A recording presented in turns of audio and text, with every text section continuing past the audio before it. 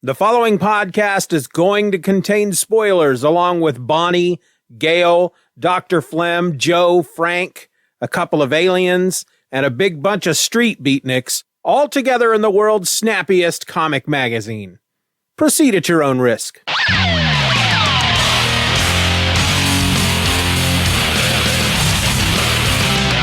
Hello and welcome to another episode of Just Another Fanboy. I'm your host, Steven, and I think it's time for some more Madman. I don't know about you, but I'm in the mood for some Madman. Frank Einstein, to be exact. And today, we're talking about Madman Comics, issue number 1. This is the issue where it all started for me. Way back in 1994. April of 1994, to be exact, because that's when this issue came out.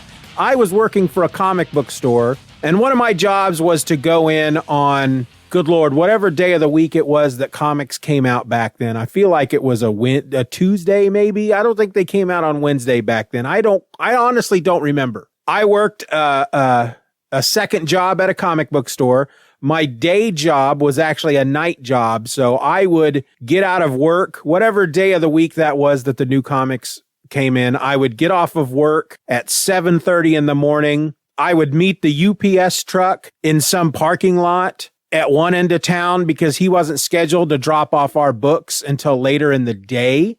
But my boss wanted those books ready to go when the doors opened up at 10 a.m. So I would meet the UPS truck. He was scheduled to be somewhere on the other side of town at 8 o'clock in the morning. I would meet him, get the books, take him back to the store, get in the store, do all the sorting, pull them out of the boxes, put them in the pull list for all the club members, get them all on the shelf, and then get the store ready to open up at 10 o'clock that morning. Well, that particular morning, the week that this book came out, I was unloading comics from the boxes, and this cover just jumps out at me. It features Frank, Madman, right there on the front. He's not exactly busting through the cover. The cover is opened up behind him. It's like he had just busted through, and now he's standing outside of the cover that he just tore open. And behind him, through the cover, you can see what is supposed to be, I guess, the interior of the book, even though it's not the first page that you see behind him. But it says up at the top, the world's snappiest comic magazine, Madman Comics. This was from Dark Horse. It has an exciting little star at the bottom thing that says swinging first issue, and Madman, he's right there. Frank is front and center, and he's firing a disc gun. So when I was a kid, they made these plastic guns that you could load these little plastic round, circular discs into. And it was spring loaded, and it would shoot these discs out, and they'd go maybe 1.5 feet. They might glide across the room if the wind was right. But I owned one, and it was orange. I remember mine being orange. His on the cover is purple, but it's one of those guns, and I recognized it immediately. And I think that's what made me latch on to this book. That made me pause as I was unloading books that morning. I stopped on that particular one, and I couldn't take my eyes off the cover. So I recognized that gun. I had one of those. I had an orange version. Who is this guy? He's dressed all in white, except his torso is a very light gray with this big lightning bolt on the front with a dot underneath it, looking like an exclamation point. I find later it's called an exclamation bolt. And I found the front cover just very intriguing. So I started flipping through pages, and there's just something about the art. There's just something about Mike Allred's art that is he's got this pop art, C.C. Beck kind of look going.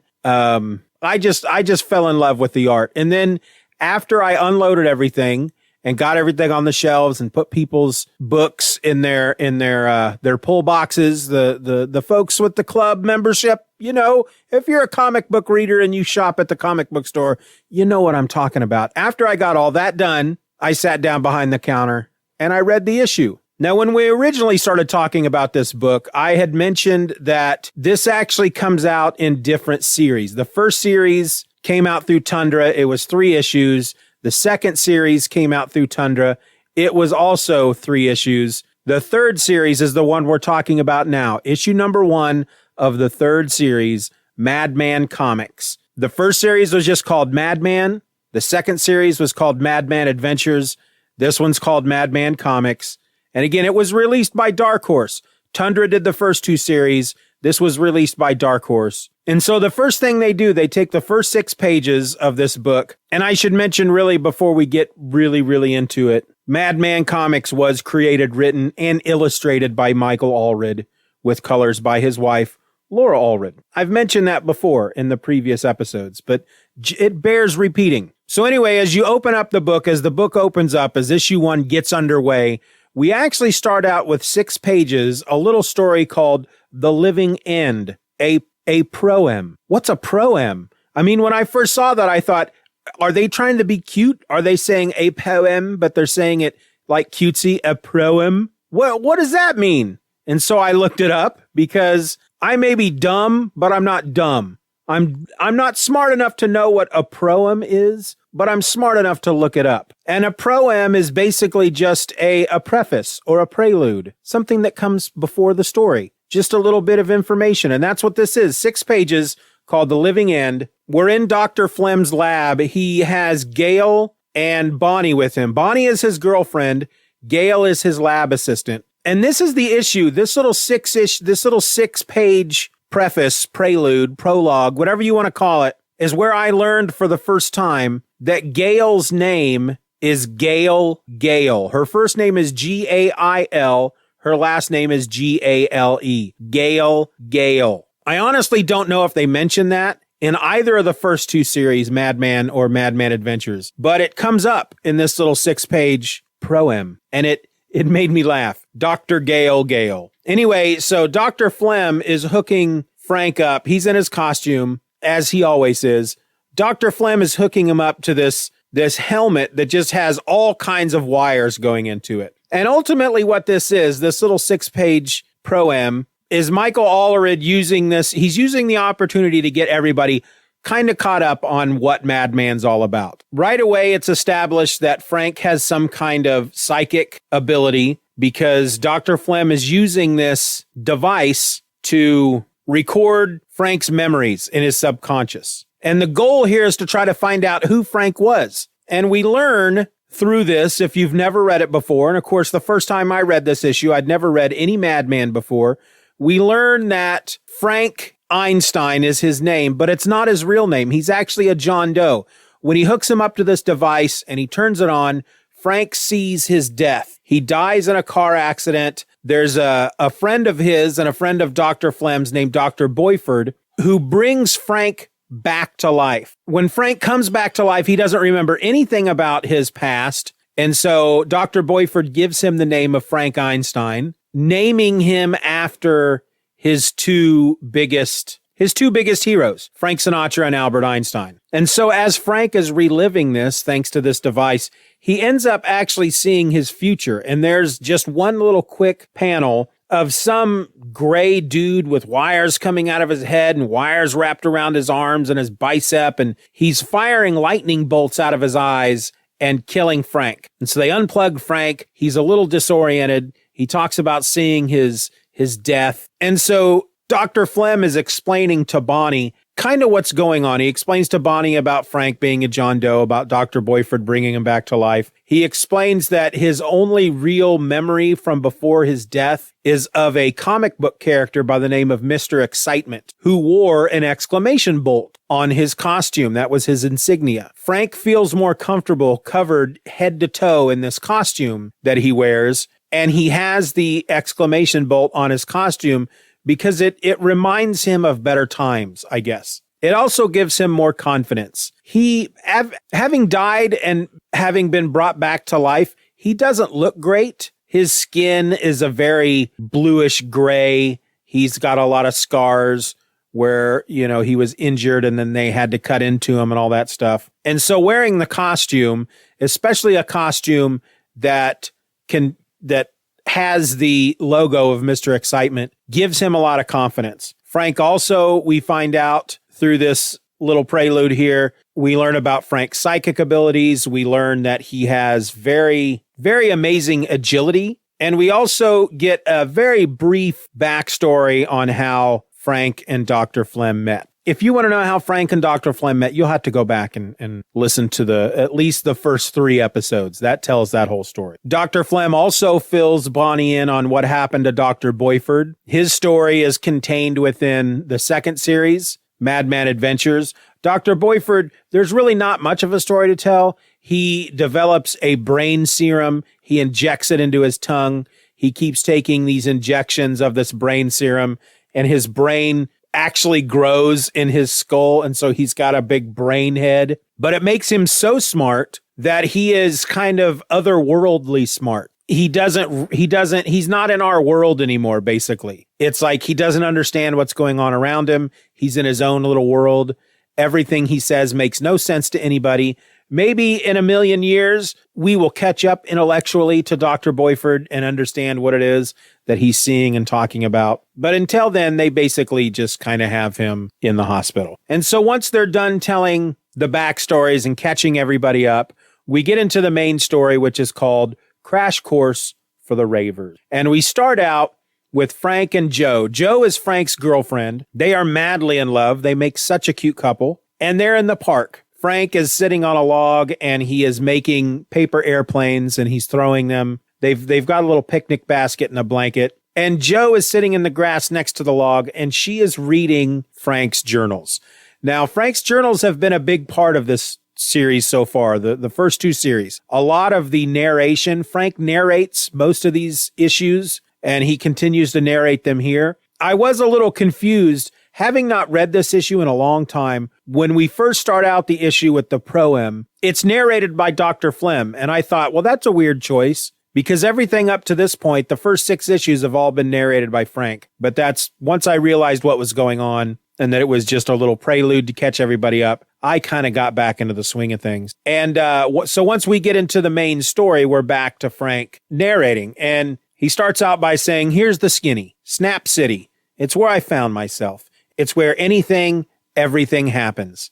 It's where I met Joe. I'm mad for Joe. In the background, we see what appears to be a couple of UFOs flying around over the Snap City skyline. Frank's a little worried about letting Joe read his journals. He's afraid that once Joe reads them, she's going to think he's weird. And I think she's got this great answer. She says, I'm thrilled that you did. It gives me a feeling. Have you ever been so calm, so at peace that you feel thrillingly numb? That's how I feel now with you. So they're basically talking about how much they love each other and how they make each other feel. And Joe is telling Frank that she trusts him more than she's trusted anybody in her entire life. And she asks him if he trusts her. And he says, yeah, completely. And she says, have you ever played the trust game? And he doesn't know what that is. So she talks him into playing the trust game. And so she puts a blindfold on him. She gets him up on top of this fallen tree that's sticking out over a hill. So he's probably a good 3 feet up in the air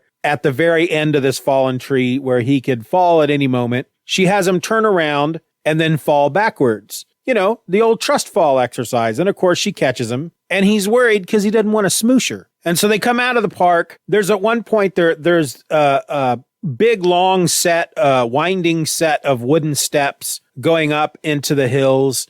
And they're coming down those steps. There is a dark, furry, yellow-eyed creature hiding in the bushes, back amongst the green, watching them. We don't see this guy again for the rest of the book. It is foreshadowing something, I believe.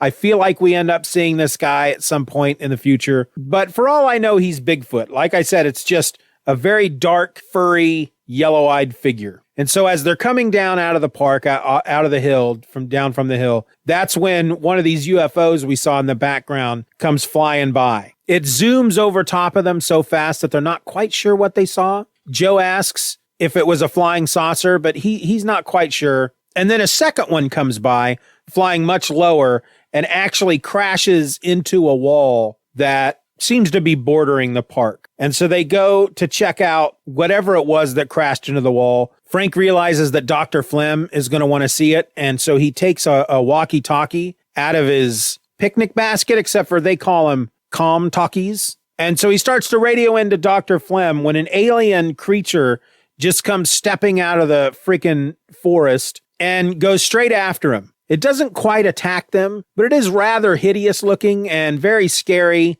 and it's speaking a language that they don't understand. So they're feeling a bit of trepidation. Well, one of these paper airplanes that Frank has been throwing just comes circling back from wherever he threw it, and it flies between the alien and Frank and Joe, and the pointy end of this paper airplane stabs the alien in one of its eyes, and the alien goes running off. It's now in pain. There's stars circling its head, and it runs off into the trees, and Frank goes after it. But before he does, he has Joe get him his rocket disc gun, which is the gun that caused me to flip through this issue in the first place. So he's chasing after the creature. He loses sight of it, but he looks down, and there's a big drainage pipe, like a man-sized drainage pipe you could easily walk into, and there's water coming out of it, draining into a pond or a lake or something down at the bottom of this hill. And next to it is a parachute. So Frank decides he's going to go investigate. So he goes into the drainage pipe, and right inside, there's some glowing goop, like some goo, some gel, some slime on the ground. And there also just happens to be a mason jar nearby. So he picks up the mason jar. There's a few mason jars, actually.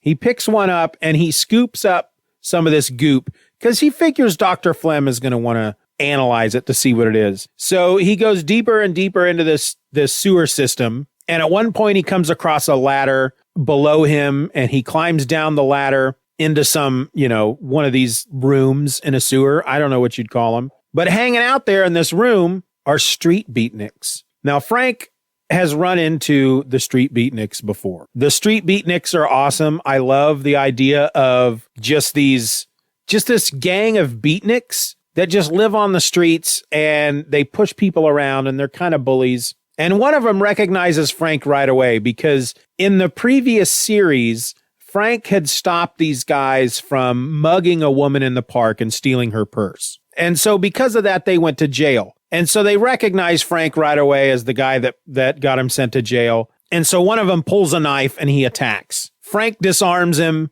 but the others start coming at him. And really the only thing he can do, the only thing he's got other than his gun, and I'm not sure why he doesn't use it. Well, it's because he's holding, his gun is in his boot. He's holding a jar in each hand. And of course, in each jar is this goop that he's collected. So he throws the jars at the beatniks. They smash on the heads of these guys, and they're covered in this goo. Frank pulls his gun. He fires, and we find that it's not the same toy that I had as a kid. He's modified it. The discs that it fires are razor sharp. And by the time he's done, the Street Beatniks are on the ground, and they're pulling these discs out of their faces and their arms and their legs. Frank goes running off. He goes back up the ladder, and they kind of give chase. They're pretty down for the count at this point, but we'll see him again. Frank goes back to where Joe is, and Dr. Flem has shown up by this time, and he and Gale are checking out this ship. They managed to get it loose from where it crashes into the wall. They have some kind of flying machine with them, and they're going to take it back to the lab so Dr. Flem can check it out. Before they leave, Gale mentions that she's going to contact Marie and Warren and have them take a moto router tunnel from Buzztown to Boyford's lab in Snap City. Dr. Flem is located in Buzztown. That's where he lives. Buzztown is kind of like a small town, and then Snap City is the big city. But they're going to take this back to Dr. Boyford's lab in Snap City. Marie and Warren are these like softball-sized metal spheres that have these hands coming out of them that Dr. Flem created to assist him around the lab. He calls them helping hands. He asks if Joe and Frank want to come with him, but Joe mentions that she promised her boss that she'd help move boxes to the new office, and Frank wants to tag along with her. So we meet Joe's bosses. It's a pair of private detectives, Mike Mattress and Dan Krepp. Frank describes them as, he says, Krepp is sort of quiet.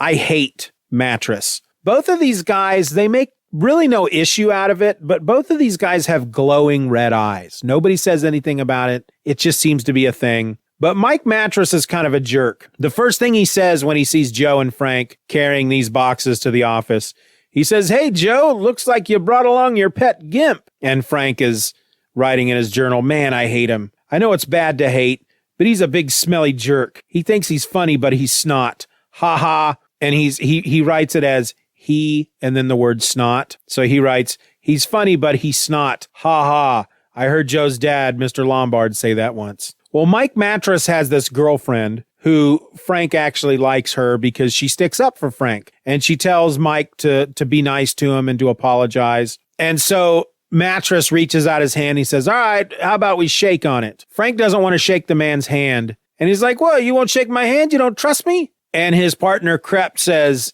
something to the effect of, well, he's probably afraid you got a joy buzzer in your hand. And sure enough, he does. So he puts it away. Mattress's girlfriend basically forces him to apologize to Frank, and they shake hands. And when they do, if you remember, Frank has this psychic ability that he doesn't have any control over. A lot of times he touches people and he just sees things. And the moment they shake hands, it's like all he can see are freaking demons and evil. And he falls to the ground. He says, what are you? You're full of evil. And so Mattress's girlfriend, Sadie, is now even more upset because she thinks that Mattress did something to Frank. And he kind of did. So, I mean, we kind of get this idea that there's something going on there with Joe's bosses. And Frank asks her, how can she stand working for guys like that? And she basically tells him that the pay is amazing. And since they're usually always out on cases, she rarely sees them anyway. And so Sadie comes over to Frank to apologize. And it's at that moment that the Street Beatniks come out of the sewers to attack again. But there's something wrong with the Street Beatniks. They look different. Frank realizes that they've been mutated because of that goop that was in the jars. Yes, the Beatniks have become mutant Street Beatniks. Probably one of my most favorite things ever seen in a comic. Street Beatniks was funny enough, but mutant Street Beatniks, I mean, they wear frickin' berets, black shirts, striped shirts. They're just, you got to appreciate someone who can come up, with the idea of a gang of Street Beatniks for your hero to throw down with now and again, and then for them to get mutated into mutant Street Beatniks. Now, I'll let you in on a little secret. I'm not going to spoil anything here, but these mutant Street Beatniks end up becoming a very large part of Frank's life. So they chase him into this building, and he runs up every floor in the building until he's up on the roof. They chase him up onto the roof, and he ends up being backed to the edge of the roof, and he falls to his death. Frank falls to his death. But Warren and Marie, the two Silver Sphere helping hands, arrive in Snap City at that time. They try to catch him, but he's too heavy for them. But they do slow his descent enough that while he does smash into the top of a car, completely caving in the roof and shattering the windshield. He's fine. He's a little out of it. He picks himself up off the ground, saying, Scotty, is the foil off of the TV dinner? One of the mutant Street Beatniks from atop the building throws a pipe at Frank. The pipe hits Warren, bounces off of Warren. Marie grabs it, throws it back up to the top of the building. It hits the Street Beatnik in the head and knocks him out. Well, we assume. And if that wasn't enough for Frank to deal with at that point, the alien creature that we saw earlier just comes stumbling in, just out of nowhere. It just comes stumbling up to Frank, speaking in the language that you can't understand what it's saying. And then it just goes after Frank. It swipes a big clawed hand at him. Marie and Warren grab him and pull him out of the way. He starts to run, and now he's being chased down the street by this freaking alien. Frank leads it on a chase down into the subway system. He manages to get into a room with a big steel door, shuts the door, and gets it locked so the thing can't come through at him. And then he finds one of the Moto Router tunnels that he and Dr. Flem built back in the previous series that they used to travel from Buzztown to Snap City. And so he's able to head to Boyford's basement using the tunnels to check in on Dr. Flem, who again has that spaceship. Now, when he goes into Flem's lab, they don't explain it at all. There's certain things that just happen in this book that they just don't explain.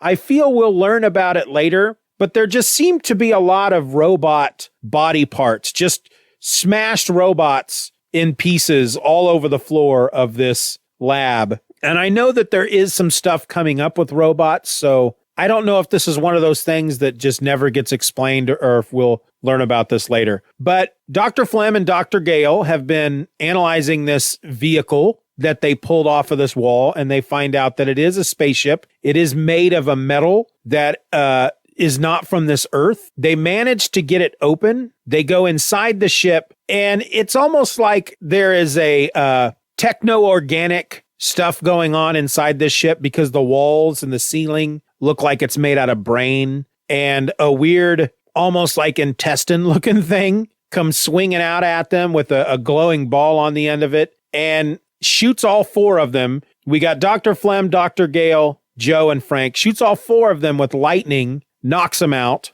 And then something, a man or a creature of some sort in a spacesuit, comes and collects them, dragging them off. And while this is happening, we have Frank's narration. No one was moving. I'm not sure what stung us. It put the others out instantly. I struggled to keep my senses. It wasn't that I was hurt. I just felt lumpy, like an old beanbag chair. He appeared then. He drug off Joe and Dr. Gale. Then he took Dr. Flem. Everything got warm and fuzzy. I don't remember being touched when it came back for me. It was creepy and all, but I wasn't scared. I must have lost it then. Dreamland. When Frank wakes up, he's next to the other three. They are in chairs that appear to be made of some kind of organic substance. They are strapped to the chairs with some type of organic rope. And as they wake up, there's a new alien there. He's got just a giant smile on his face, and he says, "Rise and shine. I am Mott. Will you be my friend?" And then we get a little box that says, "Next, Mott meets the X-Bots." And so that's how it ends. They're on the ship with this creature named Mott, who asks them if they will be his friend. Well, I read this book for the first time sitting in that comic book store, and I was hooked, and I never looked back. Now, I think I've mentioned before, at some point during the Dark Horse run, I stopped reading comics altogether. So I never finished the Dark Horse run. I feel like I got fairly far into it, at least 12 issues. I don't remember how many there are, 20, 25, something like that. And then eventually I came back to comics. And when I came back, not long after I came back to comics, they had stopped doing Madman, but then they bring it back to Image Comics. And I think it was called Madman Atomic Comics by that point. That's what they called it through Image. And of course, I jumped right on board, got a few issues in, and again, it wasn't long until I stopped reading comic books altogether.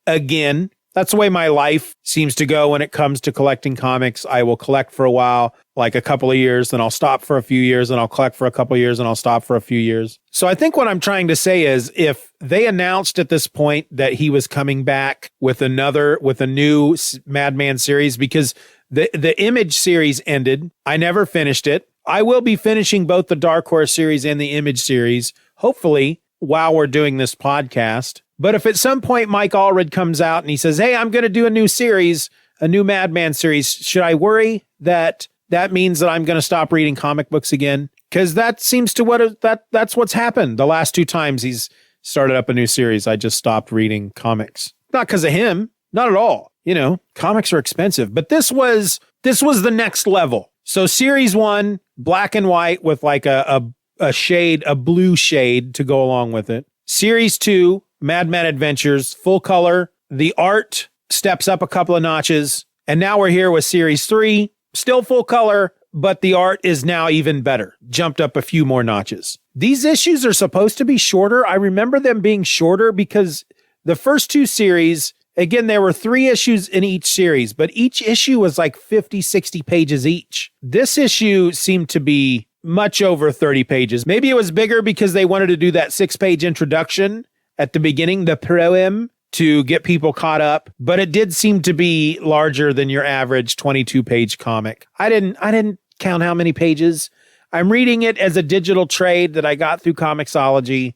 So, yeah. But I love this book so much. This is the issue that I got into Madman. I just fell in love with the book. It seems like each round of comic collecting, I find a creator and book that I just latch onto and it becomes my thing. During this round of collecting, it was Madman. During the next round of collecting that will come up, it was Alex Grecian and Riley Rosmo's Proof. During this third round of getting back into comic books, it's Daniel Warren Johnson and Tom Taylor, even though they haven't worked together, but they probably should, but they probably won't. Anyway, this episode has gone on for a long time. I try not to make episodes this long, but there was a lot to talk about with this book, to get it set up, to talk about how I first got into Madman and everything. So I don't want to just cut it off at this point, but I do need to wrap it up. I will say that, like I said, this is the point where I just became kind of obsessed with Madman. I'm looking at a poster on my wall right now. It's actually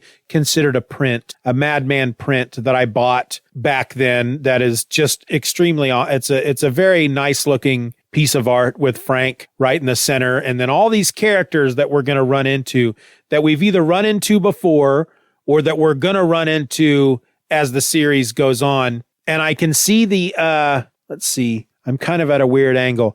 I see the weird, the creature I talked about near the beginning when they're coming down from the hill, down all those wooden steps. And there was some creature, this dark, furry, yellow-eyed creature. I can see that in the image. So that obviously is coming up at some point. And I see Mott and all kinds of other stuff. I had a really awesome Madman statue that got broken. I got a couple of Madman magnet sets. I have a Madman yo-yo. And I don't know how far into the Dark Horse series I got before I started looking for back issues, but it was also around this time that I would go out of town. My father, I wasn't living at home, but my father ran a second business where he would lease these jumpstart machines. And he was given a territory in Kentucky and Tennessee, around that area. And every once in a while, he'd have to go east. He'd have to go to Kentucky and Tennessee and replace faulty machines or deliver machines to places he's sold new ones to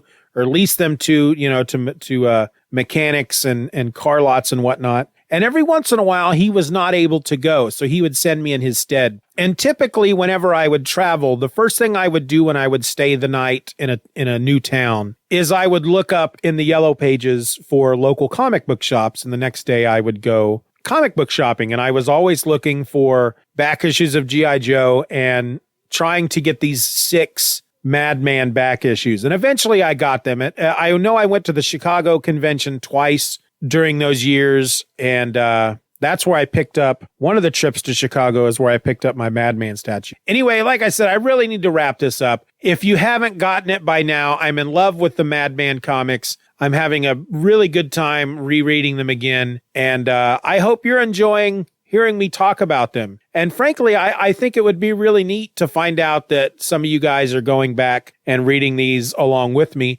or seeking them out and reading them for the first time. If you're doing either, let me know. One of my Twitter followers, Andre TFG, who I have to say is a wonderful person because they retweet pretty much anything I put up about the show. They retweet it. But when I posted on Twitter that I read this issue, because I'm also, I don't just post about the podcast on Twitter. I'm doing a Twitter thing called #my500 comic book goal, where I'm reading comics and I'm trying to read 500 in 2020, which I've totally done. Now I'm trying to hit 1,000. But when I posted as part of that I read this book in anticipation for recording this episode today, Andre TFG responded with, "This is the first issue I read too. I got it in the Crash Course for Ravers trade." So I know that Andre is reading along with me. If I'm even saying your Twitter handle correctly, you'll let me know. You'll correct me. It's cool. It's okay to correct me because, like I said, I'm kind of an idiot and I get things wrong and I read things incorrectly. But I know that they are reading along, or at least they have read this issue. But I would really like to know if anybody else is reading along, reading these issues with me, if they're rereading them or if you are reading them for the first time. Let me know. Drop me an email at feedback@stevenorelse.com or any of the places where I post this episode, whether it be at the site, justanotherfanboy.com, over on Twitter or Instagram @StevenOrElse, or on Facebook at the Just Another Fanboy podcast page. That's it. That's all I'm going to say. I need to wrap this up. So until next time, my name is Steven, and I'm just another fanboy. Be nice to each other, wear a mask, stay safe. Hold on. Stop the music. Stop the music. I'm sorry. I apologize. I had something that I wanted to talk about that I completely forgot to mention, and then I just stopped the show, and then I remembered I wanted to talk about it because I feel like it's fairly important. If you are not subscribed to the Just Another Fanboy YouTube channel, you really should subscribe. As of this past weekend, I have started to do weekly live streams featuring a guest. And when I say I just started this past weekend, that means there's only one out so far. The guest for this first episode is my buddy Harold. He and I have worked on various creative projects together, such as Our Adventure Continues. The link will be in the show notes. He's going to be on again the second episode, which will be this Sunday. But I'm going to have other people on every now and again. Harold will probably be on a lot, as often as he can. But I have already reached out to other folks. I have some other guests lined up for future weeks. And I'm making a list of other people that I want to reach out to. And I'm really excited that I'm able to do this because up until now, the YouTube channel has just been a place for you to go and listen to the podcast episodes through YouTube, but I've been wanting to add more video content up there, and now I finally am. And I would like them to come out every Sunday, but not everybody that is going to be on the show will be able to live stream on a Sunday. So the episodes could come out at different times. They could come out on a Sunday one week, on a Friday the next week, on a Saturday the week after that. And so the best way for you to know when a new live stream is going up is to subscribe to the show. You can then watch them live and ask questions and leave comments as we're creating this live stream, or you can wait until we're done and watch it at your leisure there on the YouTube channel. But that's it. I've said my piece. I'm really excited about it. Subscribe to the YouTube channel. The link will be in the show notes. I'm done talking. This episode's over. Let's get back to the music. See ya.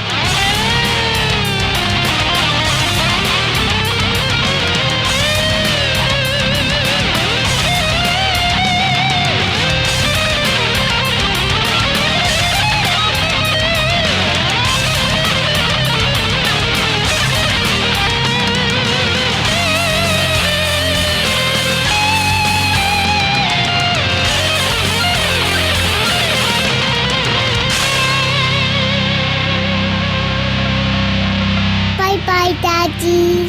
Bye-bye, Daddy. Good job.